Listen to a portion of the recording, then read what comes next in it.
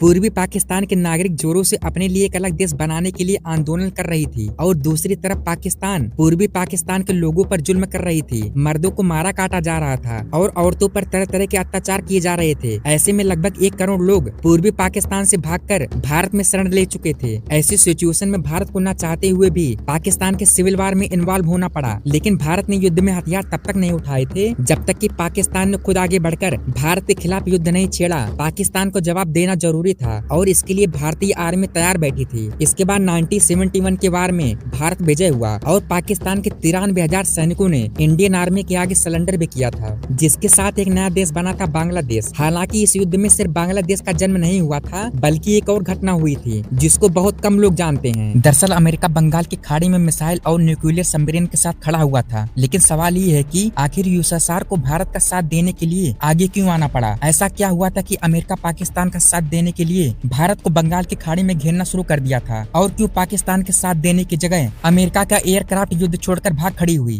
1971 एक ऐसा वक्त था जब आधी दुनिया भारत के खिलाफ खड़ी थी और भारत को घेरने की कोशिश कर रही थी। उस समय यूएसएसआर ही एक ऐसा देश था जिसने भारत के लिए दुनिया से दुश्मनी ले ली थी। भारत पाकिस्तान वार के बीच एक समय ऐसा आया था जब चीन, ब्रिटेन और अमेरिका एक साथ भारत के खिलाफ खड़े हो गए थे। अमेरिका ने भारत के खिलाफ अपना टास्क फोर्स मैदान में उतारा था। ऐसे में रसिया ही एकमात्र ऐसा देश था जिसने न सिर्फ अमेरिका को इस युद्ध में शामिल होने से रोका, बल्कि चीन को भी भारत के खिलाफ शामिल होने नहीं दिया। दरअसल बात 1971 की है, जब पड़ोसी देश पाकिस्तान में सिविल वार अपने पिक पर था। 1947 में धर्म का नाम लेकर पाकिस्तान भारत से तो अलग हो गया था, लेकिन अपने देश के अंदर दो अलग अलग आइडियोलॉजी के बीच टकराव नहीं रोक पाया, जिसके बाद पाकिस्तान 2 हिस्सों में बट गया था, एक पाकिस्तान और दूसरा बांग्लादेश। सच्चाई तो यह है कि इस बंटवारे की नींव उस वक्त पड़ गई थी जब आजादी के बाद जिन्ना ने अपनी स्पीच में कहा था पाकिस्तान की राष्ट्रभाषा सिर्फ उर्दू ही रहेगी।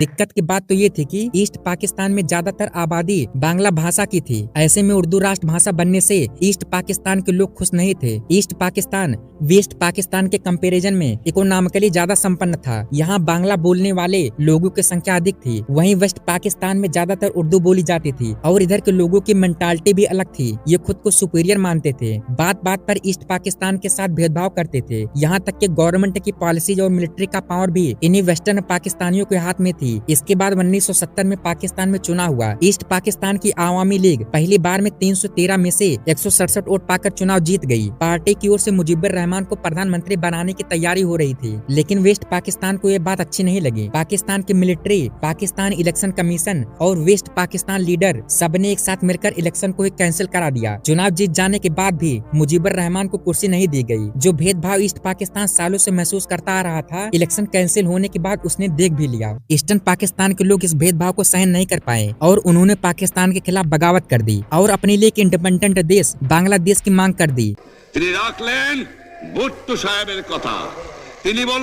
फिर पाकिस्तान का जुल्म शुरू होता है। 30 लाख से ज्यादा लोगों का कत्लेआम हुआ, लाखों औरतों की इज्जत लूटी गई। स्कूल, हॉस्पिटल तक हर तरफ पाकिस्तान की सेना निर्दोषों पर लाठियां और गोलियां बरसा रही थी। लाखों की संख्या में लोग पाकिस्तान से भागकर भारत में प्रवेश करने लगे। भारत, जिनके भी बंटवारे के घाव भरे नहीं थे, लाखों की संख्या में आ रहे रिफ्यूजी का बोझ कैसे झेल पाता। बॉर्डर के अंदर बढ़ते रिफ्यूजी और उनकी सिचुएशन देखकर प्रधानमंत्री इंदिरा गांधी ने इस बात को इंटरनेशनल लेवल पर उठाने की कोशिश की। बार बार अपनी परेशानी समझने के बाद भी अमेरिकन प्रेसिडेंट निक्सन भारत की मजबूरी समझने को तैयार ही नहीं हुए और जो शरणार्थी हमारे देश में आए हैं वो वापस वहाँ पे जा सके। हमने सारी दुनिया को ये बात बताई, लेकिन वो बुनियादी कारण को न देखते हुए दूसरी बातों में लगे। इधर पाकिस्तान के अंदर वायलेंस लगातार बढ़ता रहा, लेकिन पाकिस्तान पूर्वी पाकिस्तान में होने वाले जुल्मों की जिम्मेदारी लेने के बजाय पूरी दुनिया से अपनी सच्चाई छुपाने में लगा हुआ था। ईस्ट पाकिस्तान पूर्वी पाकिस्तान पर जुल्म ढाने के साथ साथ पाकिस्तान आर्मी ने भारत के खिलाफ अटैक भी प्लान कर रखा था। इसी प्लान के हिसाब से 3 दिसंबर को पाकिस्तान एयरफोर्स ने भारत के 11 एयरफील्ड पर बमबारी करी और इसके अलावा कश्मीर के कई आर्मी बेसिस पर भी अटैक किए, लेकिन पाकिस्तान आर्मी को जितनी सक्सेस की उम्मीद थी उतनी नहीं मिली और न ही इंडियन एयरफोर्स न्यूट्रलाइज हो सके, बल्कि उल्टे भारतीय सैनिक और अधिक क्रोध से भर गए और पाकिस्तान के युद्ध का जवाब देने के लिए तैयार हो गए थे। जवाब में भारत ने भी अपनी तरफ से 4 दिसंबर को पाकिस्तान के खिलाफ वार डिक्लेयर कर दिया। अमेरिका, जो पहले से ही पाकिस्तान की तरफदारी में था, वह नहीं चाहता था कि भारत पाकिस्तान के खिलाफ युद्ध लड़े। भारत ने नॉन अलाइनमेंट पॉलिसी को चुना जरूर था, लेकिन हमारे भारत देश के रिश्ते यूएसएसआर के साथ हमेशा से अच्छे रहे थे। उधर दूसरी तरफ अफगानिस्तान और चीन ऑलरेडी यूएसएसआर के साथ आ चुके थे और कम्युनिज्म को खुलकर सपोर्ट कर रहे थे। ऐसे में अमेरिका एशिया में कम्युनिज्म को कंटेन करने के लिए पाकिस्तान को अपना इलाय बना लेता है। पाकिस्तान अमेरिका के लिए कोल्ड वार में साउथ एशिया में हॉट सीट था, जिसे अमेरिका हर हाल में सपोर्ट करना चाहता था, लेकिन भारत के इरादे साफ थे। पूर्वी पाकिस्तान के साथ हुए अन्याय ने इंदिरा गांधी को अंदर से झकझोर कर रख दिया था और उन्होंने पूर्वी पाकिस्तान को फ्रीडम दिलाने का निर्णय ले लिया था।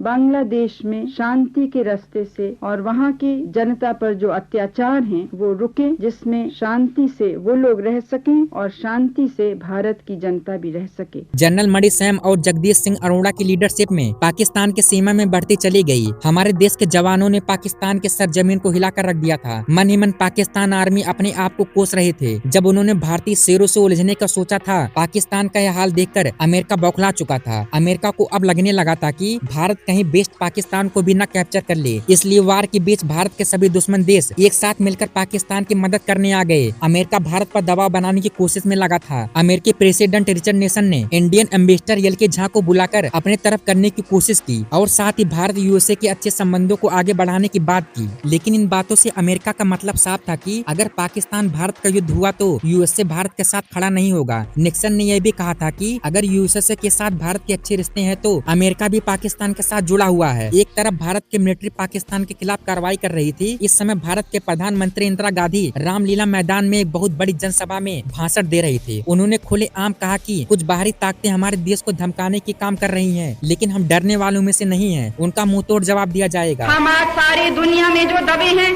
सारी दुनिया में जो वर्षों से, आज के नहीं, जो सदियों से दबाए गए हैं, चाहे वो अपने दबाएपन को न पहचान सके, वो अपनी गुलामी को नहीं पहचान सके, लेकिन हम पहचानते हैं और हम जानते हैं कि उससे आज हम नहीं लड़ेंगे तो यही धक्का हमको लगेगा।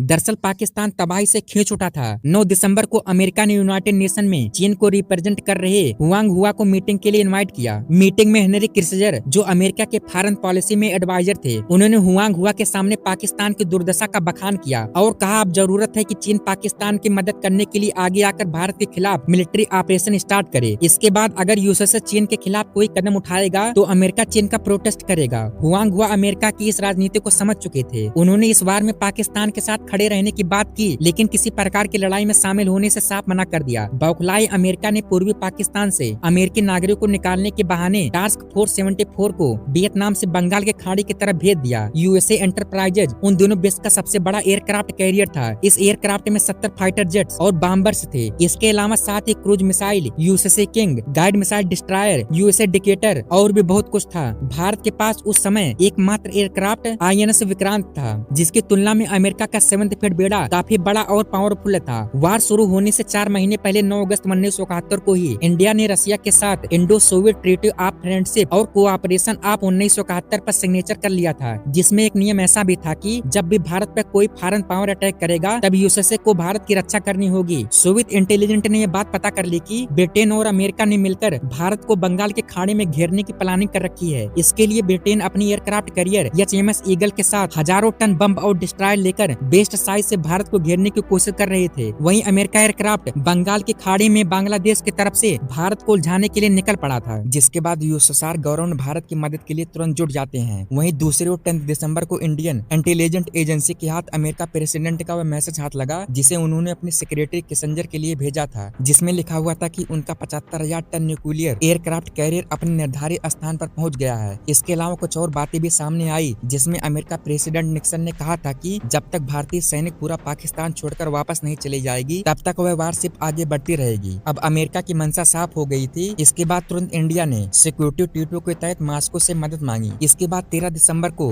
यूएसएसआर ने भारत की मदद के लिए बंगाल की खाड़ी में ऑपरेटिव बैटल ग्रुप के अंदर न्यूक्लियर आर्म्ड फ्लोरिडा भेजा। अमेरिका की वारशिप इंडियन वाटर टेरिटरी में इंटर करने की पहले ही रुक गई और श्रीलंका की तरफ से भाग गई। वहीं दूसरी ओर ब्रिटिश सबमरीन ने भी मेडागास्कर का रुख कर लिया और इस तरह से यूएसएसआर की सूझबूझ ने ने INS विक्रांत का काम आसान कर दिया। वहीं दूसरी ओर भारत की सेना का पराक्रम भी पूरे जोर शोर पर था। भारत की सेना ने ढाका को तीनों तरफ से घेर लिया। ढाका में गवर्नर हाउस के अंदर पाकिस्तान के आलाधिकारियों की मीटिंग चल रही थी। भारतीय सेना गवर्नर हाउस तक पहुंच गई। हमले से घबराकर पाकिस्तान आर्मी जनरल आमिर अब्दुल्ला खान नियाजी ने भारत को युद्ध विराम का संदेश पहुंचाया, लेकिन भारत के आर्मी जनरल जगदीश सिंह अरोड़ा ने यह कहकर मना कर दिया कि अब कोई युद्ध विराम नहीं होगा, सिर्फ पाकिस्तानी सेना को सरेंडर करना होगा। 16 दिसंबर 1971 को 93,000 सैनिकों के साथ पाकिस्तान के जनरल ने सरेंडर कर दिया। फिर इंदिरा गांधी का एक डिक्लेरेशन, ढाका अब स्वतंत्र है, अब वार समाप्त हुआ। लेकिन एक सवाल हर इंडियन के मन में जरूर उठता है कि आखिर अमेरिका ने भारत के खिलाफ अपना टास्क फोर्स क्यों उतारा था।